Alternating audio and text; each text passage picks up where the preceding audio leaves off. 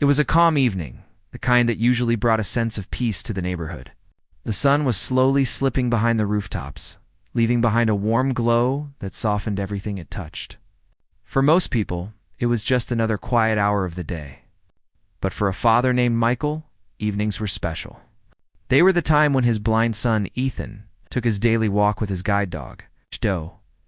Ethan had lost his eyesight years earlier, and life had not been easy for him. The world could be loud, confusing, and sometimes unkind. But Shadow changed everything. The dog had become more than a helper. He was Ethan's sense of safety, his confidence, and his closest companion. Every step Ethan took with Shadow by his side felt like a small victory. That day had started like any other. Ethan had spent the afternoon finishing his school assignments, carefully typed on his adapted laptop. Shadow lay near his feet the whole time, ears turning to every small sound in the house. When Ethan finally closed his laptop, Shadow stood up immediately, wagging his tail as if he already knew what time it was. "Ready for our walk?" Ethan asked softly. Shadow nudged Ethan's hand with his nose. He always answered in his own quiet way. Michael watched from the living room doorway, smiling at the familiar sight. Those walks meant everything to Ethan, and Michael encouraged them. He believed Ethan needed independence, needed to feel the world around him, not just hear about it. "I'll be home soon," Michael told him as he picked up his car keys. "Walk the usual route." "Shadow knows it better than both of us," Ethan nodded. He trusted the route. He trusted Shadow more. A few minutes later, Shadow guided Ethan outside, leading him down the front path with steady, confident steps. The neighborhood was filled with the normal evening sounds. Children's laughter drifting from a backyard, the hum of a passing car, a distant dog barking. Ethan listened carefully, using sound as his map. Shadow walked beside him, alert but calm. His movements were smooth, practiced, and reassuring, just the way a trained guide dog should be. But as they turned onto the next street, something changed. The sound of a car pulling up nearby caught Ethan's attention. He paused, sensing Shadow's slight shift in posture. The dog wasn't scared, just aware of something new. Two voices echoed from the direction of the parked car. They were firm, official, and unfamiliar. "Hey, hold up a minute." One of the voices called. Ethan stiffened. Shadow stopped immediately, standing still, waiting for Ethan's next cue. Footsteps approached. Heavy, purposeful footsteps? "Is that a service dog?" The second voice asked. Ethan nodded, trying to keep his tone calm. "Yes, he's my guide dog." "Let us see the paperwork," the first voice said. "Paperwork." Ethan blinked in confusion. He never carried documents on walks. His father did, but Ethan wasn't far from home, and Shadow wore his official harness, the same one he always used. I don't have it with me," Ethan said honestly. "But my dad has everything. We live just down the street." The two men exchanged a sharp whisper, too low for Ethan to understand. Shadow let out one small bark, a single alert bark that guide dogs sometimes make when they sense tension. It wasn't aggressive. It wasn't loud. It was simply Shadow's way of telling Ethan that something felt off. But the officers misread it. "Whoa, we'll control your dog," one of them snapped. Ethan took a small step back, confused. He's trained. He's not being aggressive. Still, the second officer said, "He shouldn't be barking at us." Shadow moved slightly to position himself between Ethan and the voices. It was instinct. He was protecting without threatening, standing firm but gentle. One officer sighed loudly. "Look, we've had a report about a loose dog around this area. We need to make sure this one is properly certified. If you can't prove that, we might have to take him in for evaluation." "Take him?" Those words made Ethan's stomach drop. Shadow stayed close, and Ethan reached down to touch the harness handle, grounding himself. "Please, he's my guide dog. He's trained and registered. My dad can show everything. He'll be back any minute." "That's not how this works," one of the officers said. "If you don't have proof, we have the authority to take the animal until things are sorted out." Ethan felt his chest tighten. His breathing grew unsteady. Losing Shadow, even for a moment, felt unthinkable. "Please," he repeated, voice cracking. "I need him." "He's not doing anything wrong." Shadow stood silently, sensing the panic in Ethan's trembling hand. But the officers didn't soften. One of them stepped closer. Ethan could hear the crunch of gravel under his boots. The officer reached toward Shadow's collar. Shadow didn't move, but Ethan did. He tightened his grip on the harness instantly. "No, please don't touch him," he said, feeling the fear rise and spill into his voice. People nearby began to notice the scene. A couple walking their dogs stopped. Someone across the street paused while watering their plants. The tension in the air was impossible to ignore. Ethan felt every pair of eyes on him, but none of them mattered as much as the quiet sound of Shadow's breathing beside him. "I told you," the officer said impatiently. "We need to follow procedure." "But he's my guide dog," Ethan repeated, his voice shaking now. "I'm blind. I can't walk without him." There was a moment of silence. For a second, Ethan hoped they would understand, but then the first officer spoke. "Look, kid, we don't have time for this. Hand over the dog. Kid, hand over the dog." The words hit harder than he expected. Ethan felt small, powerless, and scared. His throat tightened, and even though he tried to stay steady, tears suddenly slipped out. He hadn't cried like this in years. Not since the day he lost his sight. Shadow pressed gently against his leg, sensing everything. "I'm not trying to fight you," Ethan whispered. I don't know what you want me to do."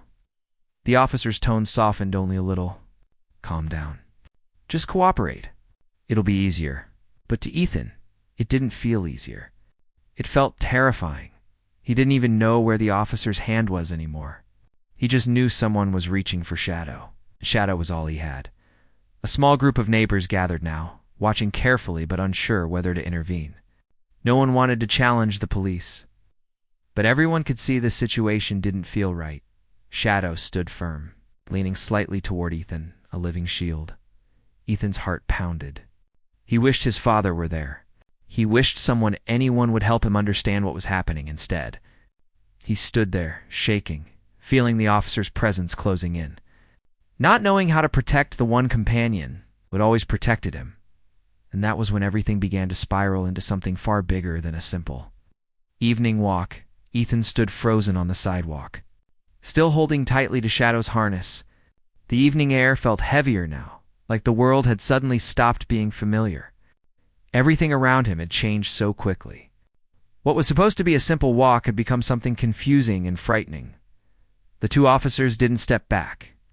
They stayed close, one on each side, as if they were trying to block any chance of escape. Ethan wasn't trying to run. He just wanted to keep Shadow beside him. Shadow stayed calm in his usual way.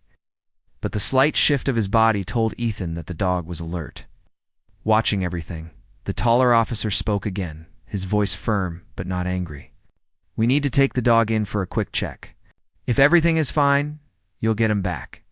But right now, you don't have proof he's certified." Ethan swallowed hard. His hands were shaking so much he could feel the tremor in his fingers brushing against Shadow's fur. "I told you. My dad has the papers. We live close by. Please let me call him." "You can call him after we take the dog," the officer replied. That sentence alone made Ethan's chest tighten even more. How could he call anyone without Shadow to guide him? He didn't want to admit that fear out loud. He didn't want to sound helpless. Shadow lifted his head, as if sensing the officer's movement before Ethan did. The second officer stepped a little closer. Ethan felt the shift in the air, felt the footsteps on the pavement. Everything was louder when fear mixed with silence. One neighbor cautiously stepped forward. "Excuse me? That dog is always with him," the neighbor said softly. "He's a guide dog. Everyone here knows that." Officers turned briefly toward the voice. "We still need confirmation," one of them replied. "We've had complaints about animals in the area." Ethan felt a sting in his chest. Complaints? About Shadow? Shadow had never hurt anyone. He barely barked unless he sensed something unusual. Ethan wanted to defend him, wanted to make them understand how important the dog was, not just as a guide, but as a companion who had helped him through so much. But the words wouldn't come out. His voice trembled, and when he tried to speak, it cracked. Please. He's not like the dogs you're thinking of. Shadow stood closer, leaning his warm body against Ethan's leg. It didn't solve the problem, but it reminded Ethan that he wasn't alone. The officer bent slightly, reaching toward Shadow again. Ethan instinctively reached out as well, his hand brushing against the officer's sleeve. Please don't, Ethan whispered. The officer sighed in frustration, but he didn't pull his arm away. We have to follow procedure, he said again. Ethan felt tears forming, but he tried hard to blink them back. He didn't want the officers or the neighbors to see him like this. He had always worked hard to stay strong, to not let people pity him. Losing his sight had already made him feel small once. Shadow helped him reclaim confidence, and now someone wanted to take that away. More neighbors started gathering. Some watched quietly. Others whispered among themselves. People didn't want to anger the police, but they also couldn't ignore the way Ethan clung to his guide dog. A voice from the small crowd spoke, this time louder. Officers, I think this has gone too far. Can't you let him call his father? The officers didn't respond immediately. Instead, they looked at each other, silently debating what to do next. They weren't shouting or acting aggressive, but their insistence was firm, and Ethan knew they weren't planning to step back. One of them finally said, Look, kid, please stop calling me kid, Ethan whispered. The officer paused, caught off guard by the quiet plea. All right, he said, softening his tone slightly. Look, young man, we need to make sure everything is in order. That's all, Ethan nodded weakly. I understand, but please, I really need my dog with me. I can't walk without him. The second officer folded his arms. You won't have to walk anywhere. We'll just take the dog, check him, and return him. That's not how it works, Ethan murmured. Guide dogs don't just go with strangers. Shadow shifted again, gently brushing against Ethan's leg.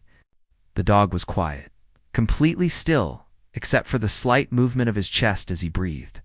The officer's approach didn't make him aggressive. Shadow wasn't that kind of dog, but he was clearly uneasy.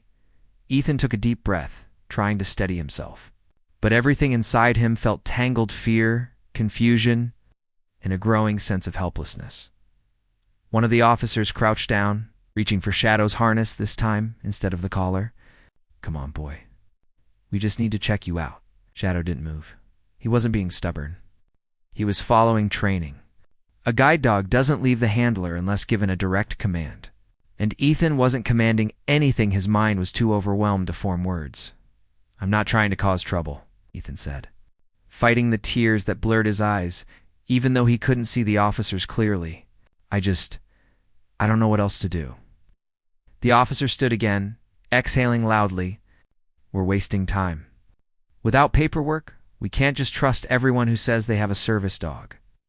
But it's true, Ethan whispered. The officer didn't argue, but his silence wasn't comfort. Another neighbor stepped forward from the crowd. Officers, he's telling the truth. He lives right there, just a few houses away. His dad is always with him. The dog is trained. We've seen him for years. The officers exchanged another look. Ethan could hear the shuffle of their boots on the pavement. He heard the faint static from their radios. He heard everything except the sound he wanted most, his father's voice calling his name. Let me go home, Ethan finally said. Shadow knows the way. My dad can show you everything you want. Please. The taller officer shook his head. Not without the paperwork. Ethan felt like the world was shrinking around him. Each second felt longer than the last. His heart thudded loudly, and his fingers tightened around the harness until they hurt. Look, shorter officer said, we're not trying to be unfair. We just have to be sure he's a real guide dog. Anyone can buy a vest online these days. Ethan knew that was true. People sometimes faked service animals. But why was he the one being treated like that? Why did something so simple become so complicated? I can't lose him, Ethan whispered to himself. Though the words slipped out loud enough for those nearby to hear, Shadow made a soft sound, almost like a low whine. something Ethan rarely ever heard from him. It wasn't fear. It was concern. The officer reached out again. This time he touched the harness. Shadow didn't pull away. But Ethan did. He took a shaky step back. His shoe hit the curb, and he nearly stumbled. A gasp rippled from the crowd. Shadow braced himself instantly, positioning his body so Ethan could regain balance. The officer lowered his hand slowly. Realizing how fragile the moment had become, "We're just doing our job," he said. "I know," Ethan replied softly, wiping his face with the back of his hand. "But your job is scaring me." The officer didn't have a response to that. For a moment, everything grew quiet. Only the soft sound of the wind moved between them. The neighbors watched, tense and uncertain.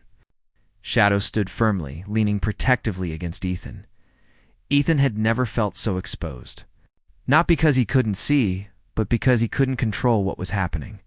He didn't know where his father was. He didn't know how to make the officers understand. And the longer this went on, the more hopeless it all felt. He took another shaky breath, and then, in the distance, he heard something. A familiar car engine. It turned onto the street. It slowed. Some of the neighbors turned there. Heads, shadows, ears perked up. Ethan recognized the sound immediately. His father was coming home. The sound of the familiar car engine felt like a lifeline to Ethan. It was soft at first, blending in with the noise of the neighborhood, but Shadow recognized it immediately. The guide dog's posture shifted, still calm, but with a quiet certainty that always appeared when he knew someone important was arriving. Ethan's breath steadied for the first time since the officers had stopped him. He could feel the slight wag in Shadow's tail against his leg. That alone told him everything he needed to know. His father was close. The car rolled slowly down the street until it reached the crowd. The engine turned off, and the door opened with a familiar click. Footsteps followed fast, direct, and unmistakably concerned. "Ethan." The voice cut through the tension like light in a dark room. Ethan let out a breath he didn't realize he had been holding. "Dad? I'm here." Michael walked toward his son immediately. Even without seeing him, Ethan could picture the expression on his father's face, focused, steady, and full of the controlled worry only a parent truly understood. Shadow stepped slightly aside to make room, but he stayed close enough to touch Ethan's leg. The dog was still alert, still monitoring every movement around them. Michael placed a hand on Ethan's shoulder. "Are you okay?" Ethan nodded, but it wasn't a confident nod. I think so."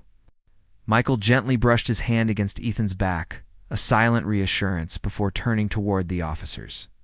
His voice remained calm, but there was a firmness underneath it. "What's going on here?" The taller officer straightened a little. "Sir, we received a call about a loose dog in the area. We stopped your son to verify the dog he has is actually a service animal." Michael kept his expression steady. "Shadow has been certified for years. My son depends on him every single day." "Why are you trying to take him?" "We're following procedure," the second officer replied. "Without paperwork on hand, we can't be sure." Michael took a slow breath. "Did my son do anything wrong?" "No, sir," the taller officer said. "We're just checking the animal." "And did the dog behave aggressively?" "He barked," the second officer answered. Michael's tone sharpened just enough to be noticed. "One bark. He barked at us," the officer repeated. Michael exhaled through his nose, steady but clearly irritated. "Shadow is trained to alert when my son feels uncomfortable or when something unusual happens. That's part of what makes him a guide dog." The officers didn't respond right away. The small crowd of neighbors continued watching quietly, the earlier whispers replaced by silence. Michael looked down at Ethan. "Did they try to take him?" Ethan hesitated, not wanting to make things worse. They said they had to. They said they needed proof. They kept reaching for him. I didn't know what to do." Michael's jaw tightened. He looked back at the officers. "He told you we live nearby, didn't he?" Both officers nodded, double quotes. "And instead of letting him call me, you insisted on taking his guide dog." The taller officer shifted uncomfortably. "We didn't want to take him permanently. just for confirmation. Michael's voice remained controlled, but his words carried weight. Do either of you understand what it means to take a guide dog away from a blind child? Even for a moment? The officers exchanged a brief look but didn't answer. Michael took out his wallet, not rushed, but with purpose. He pulled out a folded document and held it out. Here is Shadow's certification. Every vaccine record, every training record, every identification tag, everything you need to see. A shorter officer stepped forward hesitantly. He looked over the documents, flipping through each page. His expression changed slightly confusion, blending with discomfort. Everything checks out, he murmured to the taller officer. Michael crossed his arms lightly. Of course it does. The taller officer cleared his throat. We were only doing our job. I understand that, Michael replied calmly. But your job also requires judgment. My son is blind. He was cooperating with you. He wasn't resisting. He simply couldn't give you paperwork he wasn't carrying. Instead of helping him, you made him feel threatened. Ethan felt Shadow nudge his hand gently. He found comfort in the familiar feel of the dog's fur. I'm sorry you felt threatened, the shorter officer said awkwardly. Ethan didn't want to make the situation worse. I didn't know what to do, he said softly. Michael placed a steady hand on Ethan's shoulder again. He shouldn't have been put in that position. Some neighbors nodded quietly. They didn't speak, but their presence supported what Michael was saying. The taller officer finally sighed. We didn't mean any harm. We'll report that everything was verified. You can go. But the tone felt unfinished, like he was trying to close the conversation too quickly. Michael wasn't confrontational, but he was firm. Before we leave, I need you both to understand something. The officers turned back toward him. Ethan stood still beside. His father shadowed sitting loyally at his side. Michael's voice stayed steady. My son has already lost enough in life. He depends on Shadow for independence, confidence, and his emotional well-being. When you approach someone vulnerable, especially someone with a disability, your words matter. Your tone matters. Your choices matter. You can't just treat him like every other person on the street. The officers both nodded slightly, not arguing anymore. One of them finally said, We understand. Michael nodded once. Good. He then turned back to his son. Let's go home. Ethan let out another shaky breath and reached for Shadow. The dog stood up instantly, guiding him with the same steady movement he always had. They started walking away slowly. But something inside Michael hesitated. He paused, looking back over his shoulder at the officers. There was something he hadn't said yet, not out of anger, but out of responsibility. He turned back toward them. Just so you know, he said in a calm, almost quiet tone, I am not just a parent. I'm a federal judge. The officers froze. The neighbors who overheard widened their eyes. Michael continued calmly. I don't bring that up to scare anyone. I bring it up because I know the law. And tonight, the way you handled my blind son and his certified guide dog was not in line with it. The officers looked completely caught off guard now. Ethan, who couldn't see their expressions, felt a shift in the air of sudden stillness. Michael wasn't raising his voice. He wasn't threatening them. He was simply stating the truth that carried its own weight. I expect better treatment for people with disabilities, Michael said. And you should too. Neither officer spoke. Their silence said everything. Michael turned and placed a gentle hand on Ethan's back again. Let's go. Ethan nodded and followed Shadow's lead.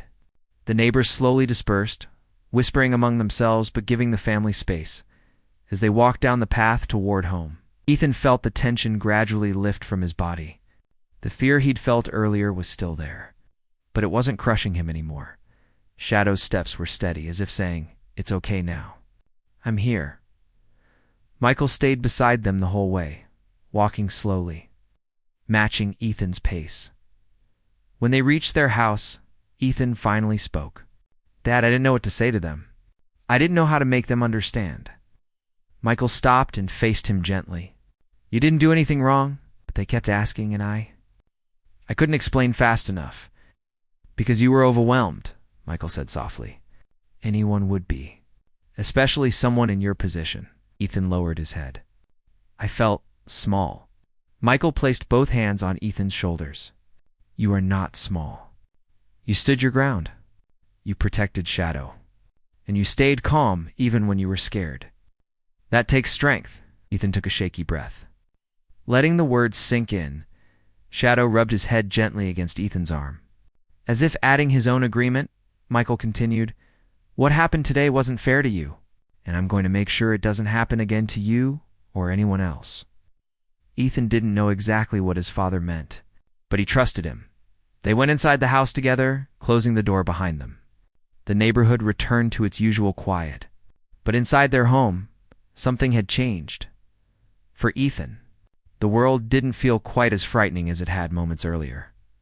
For Michael, the situation had awakened a responsibility he couldn't ignore and foreshadow. Nothing mattered except staying by Ethan's side. The calm evening had turned into something unexpected, something heavy. But it was far from over. The real consequences of what happened tonight were only just beginning to unfold. The next morning felt strange for everyone in the house. It wasn't because something bad had happened, but because something big was about to happen. The man had spent the night thinking about how to handle the situation with the officers, who had stopped his son and made him feel unsafe. He didn't want revenge. He didn't want to scare anyone. He just wanted fairness, understanding, and respect. And now it was time to make sure that happened. He sat at the kitchen table, his hands wrapped around a warm cup of tea. His son sat quietly across from him, stroking the guide dog's soft fur. The dog sat still, calm as always, tail gently tapping the floor. It was as if the dog could sense the tension in the air, as if it understood the weight of what had happened and what was coming next. The man looked at his son and asked, softly, if he was ready for the day. His son nodded. He didn't speak much that morning, but his calmness said enough. He trusted his father. He always had. No matter what happened, he knew his father would protect him and guide him, just like the dog guided his steps. The man called the station to announce his visit. He didn't go into details. He didn't raise his voice. He simply said he would be coming in to talk about a matter involving two of their officers. The person on the phone sounded polite, though slightly nervous, and said they would let their leadership know after breakfast. The three of them left together, the father, the son, and the guide dog walking between them with quiet confidence. The morning air was cool, and the sun had just begun to climb high enough to brighten the sidewalk. People who walked past them smiled at the dog, some giving small nods of admiration. The man noticed how relaxed his son seemed with the dog beside him. Even though the memory of the previous day still lingered in his mind, he tried not to show it. He didn't want his son to worry. He wanted today to feel like a day of taking back control, not fearing what happened again. When they arrived at the police station, the man felt a shift inside him. His calm expression stayed the same, but something stronger settled beneath it. This wasn't just a visit as a concerned parent. This was a visit as someone who understood the law and carried authority that needed to be used carefully. As they stepped through the glass doors, few officers in the lobby looked up. Some gave polite smiles, but within seconds, a few recognized the guide dog and exchanged uncertain glances. The man noticed everything, though he kept walking with steady steps. A young officer approached politely and asked how he could help. The man explained that he had called earlier and was here to speak with the station leadership. The young officer nodded quickly and asked them to wait for a moment. He hurried toward an office down the hall. While they waited, the man placed a gentle hand on his son's shoulder. His son stood quietly, the dog sitting beside him like a little pillar of calm strength. The dog didn't bark, didn't fidget, didn't cause trouble. It simply watched everything attentively. After a few minutes, a senior officer walked out from the hallway. He was an older man with tired but respectful eyes. When he saw the father, he recognized him immediately. His face changed, not with fear, but with awareness. "Sir," the senior officer said, straightening his posture. "Thank you for coming. Please, follow me." He guided them to a private meeting room. There were chairs around a simple table, and enough space for the dog to sit comfortably. The man helped his son take a seat, and the dog curled up at his feet. The senior officer closed the door and took a seat across from them. He looked serious, but not defensive. He seemed like someone who wanted to fix things rather than hide them. The man began speaking calmly, explaining everything that had happened the previous day. He didn't raise his voice once. He didn't exaggerate. He didn't speak to embarrass anyone. He simply told the truth. He described how the officers had stopped his son and questioned the guide dog, how they misunderstood the animal and tried to take it, how his son had been overwhelmed, and how a guide dog was not just a pet, but a lifeline. The senior officer listened carefully, occasionally nodding. His expression showed concern, but also regret. When the man finished, the officer took a deep breath. "I'm very sorry for what happened," the senior officer said quietly. "This is not how we want any member of the public, especially someone with a disability, to be treated. I want you to know we will address this fully." The man nodded. "I'm not here to punish anyone unnecessarily," he said, "but I want to make sure this never happens again. My son deserves safety and respect. So do all people with disabilities who depend on service animals." The senior officer agreed immediately. He promised that they would conduct proper training for the entire station. He also said they would speak with the officers involved to help them understand the mistake and learn from it. The man appreciated the officer's response, but he knew something else needed to happen. He revealed his position not angrily, not to intimidate, but because it was important. "I'm not just a parent," he said. "I serve as a federal judge. And while I do not want to escalate the matter beyond necessary measures, I cannot ignore the seriousness of what happened." The senior officer sat straighter, understanding the gravity of the situation. "I respect that," he said, "and I appreciate the way you're handling this. We will cooperate fully and ensure proper corrective steps are taken." There was silence for a moment, but it wasn't uncomfortable. It was the kind of silence that came when people understood each other. The man turned to his son and asked if he was feeling okay. His son nodded softly and reached down to pet the dog. The dog responded by nudging his foot gently. It was as if the animal was saying, "Everything is all right now. I'm here." They left the police station shortly after, but something felt different this time. Instead of uncertainty, there was progress. Instead of fear, there was confidence. As they walked out into the fresh air, the man asked his son if he wanted to stop by their favorite bakery on the way home. His son smiled, small but meaningful smile, and agreed. They walked down the sidewalk, the dog leading them safely with its usual steady steps. People passed by, unaware of the important conversation that had happened just moments earlier. To them, it looked like a normal family enjoying their morning, but the father knew something bigger had happened. He had stood up not only for his own child, but for fairness. He had used his position carefully, not forcefully, and he had done it all while keeping his son's comfort at the center. On the walk home, the man felt a quiet peace settle in his chest. The sun was higher now, warming their faces. His son held one hand out for the dog's harness, and the other reached for his father's arm. They walked together as a team, father, son, and guide dog. And though there was still more to be resolved, one thing was clear: the next steps would bring even more change. Not just for their little family, but for everyone who relied on guide dogs and needed understanding from the world around them. But the journey wasn't over yet. There were more conversations to have, more lessons to share, more understanding to build. And the man knew exactly what he needed to do next. The days that followed felt calmer, but they were far from uneventful. The man continued his routine, going to work during the day and spending evenings with his son, making sure he felt safe and supported. The guide dog remained steady as always, moving through each day with quiet loyalty. But beneath the calm surface, something important was taking shape, something the man knew he needed to follow through until the very end. A few mornings after their visit to the station, the man received a call from the senior officer they had spoken with. The officer explained that the police department had begun the promised training for the entire team. He said the officers involved were also part of it and were learning the proper protocols for interacting with service animals and people with disabilities. The man appreciated the update. But he knew one more step was needed. He wanted the conversation to become broader, not just something that happened within one building, but something that could help people in the community understand better. He wanted to prevent future mistakes for others who might not have, someone to speak up for them. That idea stayed in his mind the whole day, and by evening, he knew exactly what he wanted to do. After dinner, he sat at the table with his laptop open. His son sat nearby with the guide dog resting at his feet.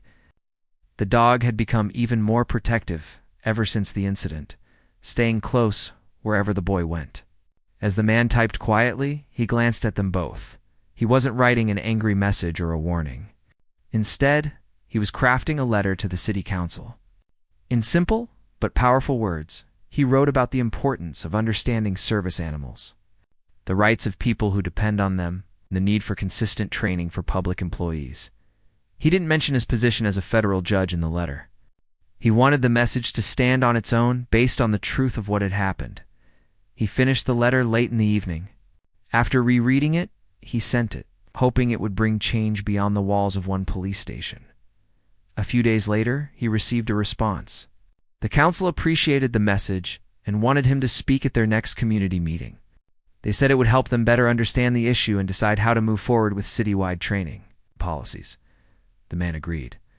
The day of the meeting arrived quickly. His son asked if he could come along. The man hesitated at first, not wanting to overwhelm him, but the boy insisted. He wanted to be part of the change too. The guide dog, as always, was ready. When they reached the community center, people were already gathering. Some were workers from local businesses. Some were parents. Some were people with disabilities who relied on service dogs, just like the man's son. Seeing them gave the man a deep sense of purpose. The meeting began in a large hall with chairs arranged neatly in rows. City officials sat near the front.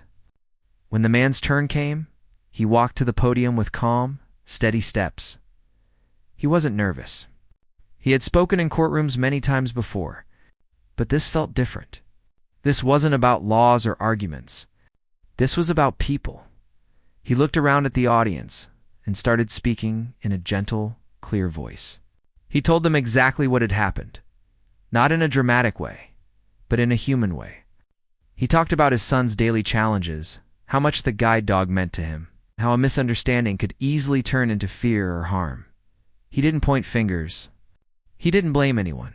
Instead, he talked about understanding, patience, and education as he spoke. His son listened quietly from the front row, resting a hand on the dog's head. The boy couldn't see the audience, but he could hear the silence in the room.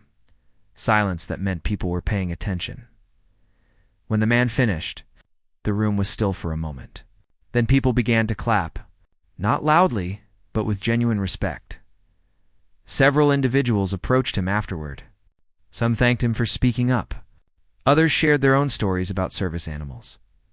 A parent with a child who used a wheelchair thanked him for bringing attention to something that affected so many families. Even a few officers from the station attended the meeting.